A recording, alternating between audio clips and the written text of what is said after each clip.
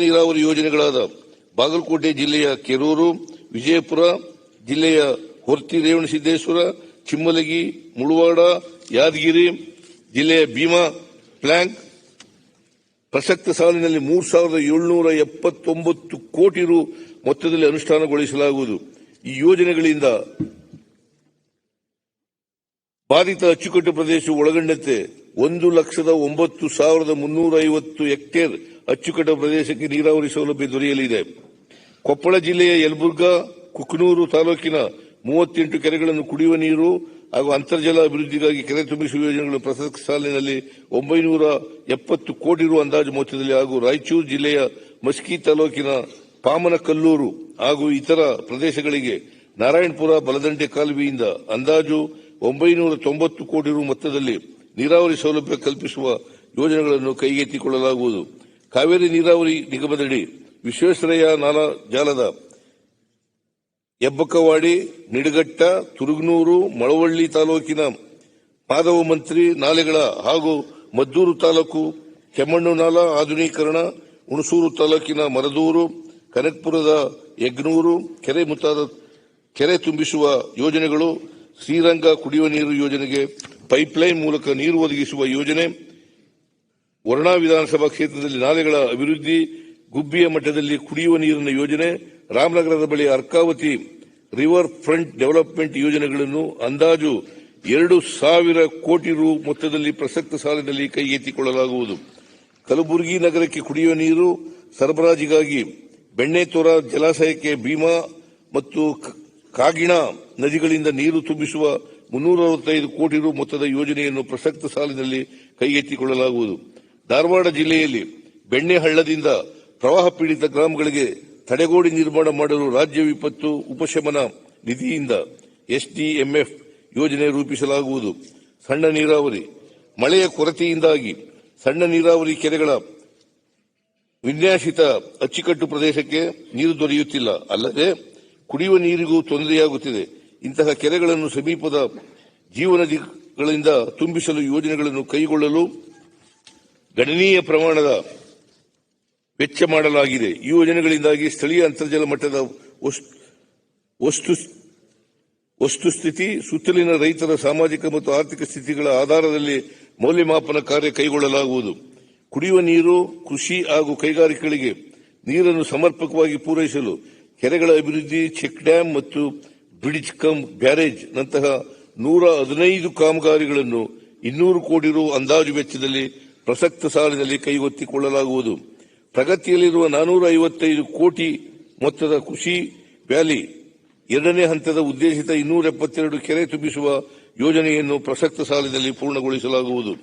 ರಾಯಚೂರು ಜಿಲ್ಲೆಯ ಚಿಕ್ಕಲಪರ್ವಿ ಹತ್ತಿರ ತುಂಗಭದ್ರಾ ನದಿಗೆ ಬಿಸಿಬಿ ನಿರ್ಮಾಣ, ಮಾನ್ವಿ ತಾಲೂಕಿನ ಕುರುಡಿ ಕೆರೆಯ ತುಂಬಿಸುವ ಯೋಜನೆ, ಮೈಸೂರು ಜಿಲ್ಲೆಯ ಕೆಆರ್ನಗರ ತಾಲೂಕಿನ ಕೆಸ್ತೂರು ಕೊಪ್ಪಲೋತ್ತರ ನೀರಾವರಿ, ನಂಜನಗೂಡು ತಾಲೂಕಿನ ದೇವನೂರು ಗ್ರಾಮದ ಬಳಿ ಏತ ನೀರಾವರಿ, ಚಿತ್ತಾಪುರ ತಾಲೂಕಿನ ಕೆರೆ ತುಂಬಿಸುವ ಯೋಜನೆ, ಸೊರಬ ತಾಲೂಕಿನ ವರದಾ ನದಿಗೆ ಅಡ್ಡಲಾಗಿ ಬ್ರಿಡ್ಜ್ ಕಮ್ ಬ್ಯಾರೇಜ್, ಜೇವರ್ಗಿ ತಾಲೂಕಿನ ಬಾಂದರು ಹಾಗೂ ಕೆರೆ ತುಂಬಿಸುವ ಕಾಮಗಾರಿ ಮತ್ತು ಕುಕನೂರು ಹಾಗೂ ಯಲಬುರ್ಗಾ ತಾಲೂಕಿನಲ್ಲಿ ಕೆರೆ ಬ್ರಿಡ್ಜ್ ಕಮ್ ಬ್ಯಾರೇಜ್ ಯೋಜನೆಯನ್ನು 850 ಕೋಟಿ ರು ಅಂದಾಜು ವೆಚ್ಚದಲ್ಲಿ ಕೈಗೆತ್ತಿಕೊಳ್ಳಲಾಗುವುದು.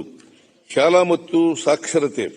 ಶಾಲೆಯ ಮಕ್ಕಳಿಗೆ ನಮ್ಮ ರಾಷ್ಟ್ರಧರ್ಮ ಯಾವುದು ಎಂದು ಕೇಳಿದರೆ ಭಾವೈಕ್ಯತೆಯೇ, ಸಾಮರಸ್ಯವೇ, ಪ್ರಜಾಪ್ರಭುತ್ವವೇ ನಮ್ಮ ರಾಷ್ಟ್ರಧರ್ಮ ಎಂದು ಹೇಳಿ ಸಂವಿಧಾನವೇ ರಾಷ್ಟ್ರೀಯ ಗ್ರಂಥ ಎಂದು ನಮ್ಮ ಮಕ್ಕಳಿಗೆ ಹೇಳಿಕೊಡಿ. ಪದ್ಮಶ್ರೀ ಇಬ್ರಾಹಿಂ ಸುತಾರ.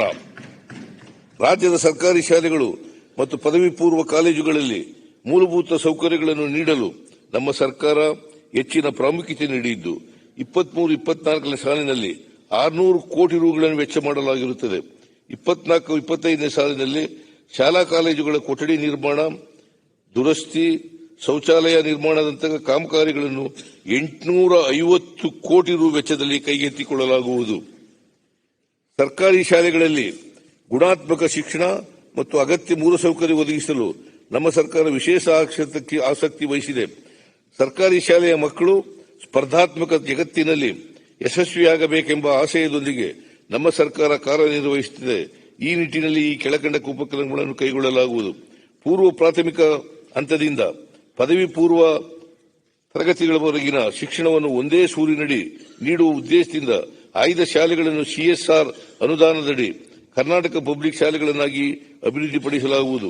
3 ರಿಂದ 5ನೇ ತರಗತಿಯಲ್ಲಿ ಓದುತ್ತಿರುವ ವಿದ್ಯಾರ್ಥಿಗಳಿಗೆ ಗಣಿತ ವಿಷಯದಲ್ಲಿ ಆಸಕ್ತಿ ಮೂಡಿಸಿ ಸಾಮರ್ಥ್ಯ ಹೆಚ್ಚಿಸಲು ಜೆಪಾಲ್ ಸಂಸ್ಥೆಯ ಸಹಯೋಗದಲ್ಲಿ ಗಣಿತ ಗಣಕ ಕಾರ್ಯಕ್ರಮ ಹಮ್ಮಿಕೊಳ್ಳಲಾಗುವುದು.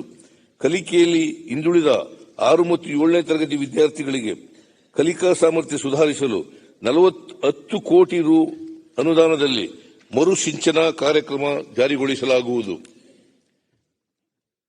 ವಿದ್ಯಾರ್ಥಿಗಳ ಸಂಖ್ಯೆ ಹೆಚ್ಚಿಸುವ ಸರ್ಕಾರಿ ಪ್ರೌಢಶಾಲೆಗಳಲ್ಲಿ ವಿಜ್ಞಾನ ಪ್ರಯೋಗಾಲಯ, ಕಂಪ್ಯೂಟರ್ ಲ್ಯಾಬ್, ಇಂಟರ್ನೆಟ್ ಸೌಲಭ್ಯಗಳನ್ನು 2 ವರ್ಷಗಳ ಪ್ಯಾಕೇಜ್ ಅಡಿಯಲ್ಲಿ ಒದಗಿಸಲು 50 ಕೋಟಿ ರೂಪಾಯಿ ನೀಡಲಾಗುವುದು.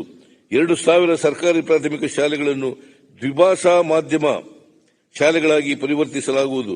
ಎಲ್ಲ ಶಿಕ್ಷಣ ಸಂಸ್ಥೆಗಳನ್ನು ಸಾಮಾಜಿಕ ಸಾಮರಸ್ಯ, ವೈಜ್ಞಾನಿಕ ಮನೋಭಾವ ಮತ್ತು ಸಹಬಾಳ್ವೆಯ ವಿದ್ಯಾಕೇಂದ್ರಗಳನ್ನಾಗಿ ರೂಪಿಸಲು ನಾವು ಮನುಜರು ಎಂಬ ಹೆಸರಿನಲ್ಲಿ ಎಲ್ಲಾ ಶಾಲಾ ಕಾಲೇಜುಗಳಲ್ಲಿ ವಾರಕ್ಕೆ 2 ಗಂಟೆಗಳ ಕಾಲ ವಿಚಾರ ವಿಮರ್ಶೆ ಮತ್ತು ಸಂವಾದ ಚಟುವಟಿಕೆಗಳನ್ನು ಒಳಗೊಂಡ ತರಗತಿಗಳನ್ನು ನಡೆಸಲಾಗುವುದು. ಕಲ್ಯಾಣ ಕರ್ನಾಟಕ ಅಭಿವೃದ್ಧಿ ಮಂಡಳಿಯ ಸಹಯೋಗದೊಂದಿಗೆ ಸರ್ಕಾರಿ ಪ್ರೌಢಶಾಲೆ ಹಾಗೂ ಪದವಿ ಪೂರ್ವ ಕಾಲೇಜುಗಳನ್ನು ಪ್ರಾರಂಭಿಸಲಾಗುವುದು. ರಾಜ್ಯದಲ್ಲಿರುವ 74 ಆದರ್ಶ ವಿದ್ಯಾಲಯಗಳನ್ನು ವಾಣಿಜ್ಯ ಮತ್ತು ವಿಜ್ಞಾನ ವಿಷಯಗಳಲ್ಲಿ ಪದವಿ ಪೂರ್ವ ಕಾಲೇಜುಗಳನ್ನಾಗಿ ಉನ್ನತೀಕರಿಸಲಾಗುವುದು. ವಿದ್ಯಾರ್ಥಿಗಳ ಸಂಖ್ಯಾಬಲ ಹೆಚ್ಚಿರುವ ಆಯ್ದ 100 ಸರ್ಕಾರಿ ಪದವಿ ಪೂರ್ವ ಕಾಲೇಜುಗಳಲ್ಲಿ 10 ಕೋಟಿ ರು ವೆಚ್ಚದಲ್ಲಿ ಗಣಕ ವಿಜ್ಞಾನ ಸಂಯೋಜನೆಯನ್ನು ಪ್ರಾರಂಭಿಸಲಾಗುವುದು.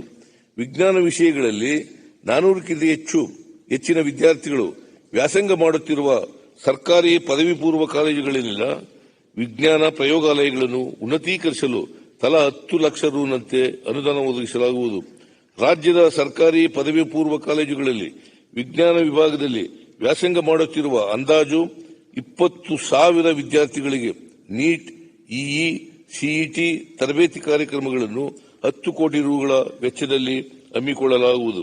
ರಾಜ್ಯದ ಎಲ್ಲಾ ಸರ್ಕಾರಿ ಶಾಲೆಗಳು ಮತ್ತು ಪದವಿ ಪೂರ್ವ ಕಾಲೇಜುಗಳಲ್ಲಿ ಉಚಿತ ವಿದ್ಯುತ್ ಮತ್ತು ನೀರಿನ ಸೌಲಭ್ಯವನ್ನು ಒದಗಿಸಲು ನಮ್ಮ ಸರ್ಕಾರವು ನಿರ್ಧರಿಸಿದೆ.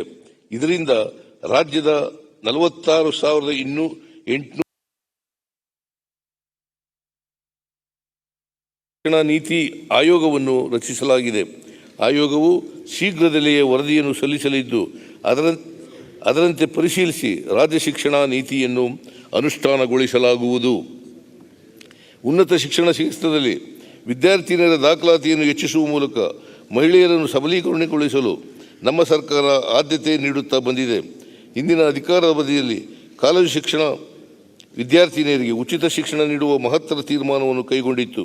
ಇದೀಗ ಇನ್ನೊಂದು ಹೆಜ್ಜೆ ಮುಂದಿಡುತ್ತಾ ರಾಜ್ಯದ 30 ಸರ್ಕಾರಿ ಮಹಿಳಾ ಪ್ರಥಮ ದರ್ಜೆ ಕಾಲೇಜುಗಳು ಮತ್ತು ಸರ್ಕಾರಿ ಮಹಿಳಾ ಪಾಲಿಟೆಕ್ನಿಕ್ಗಳ ಉನ್ನತೀಕರಣಕ್ಕಾಗಿ ಒಟ್ಟು 30 ಕೋಟಿ ರು ಅನುದಾನ ಒದಗಿಸಲಾಗುವುದು.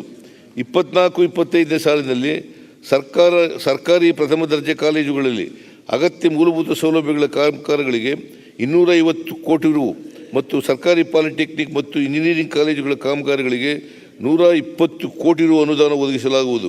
ಖಾಲಿ ಇರುವ ಶಿಕ್ಷಕರ ಹುದ್ದೆಗಳನ್ನು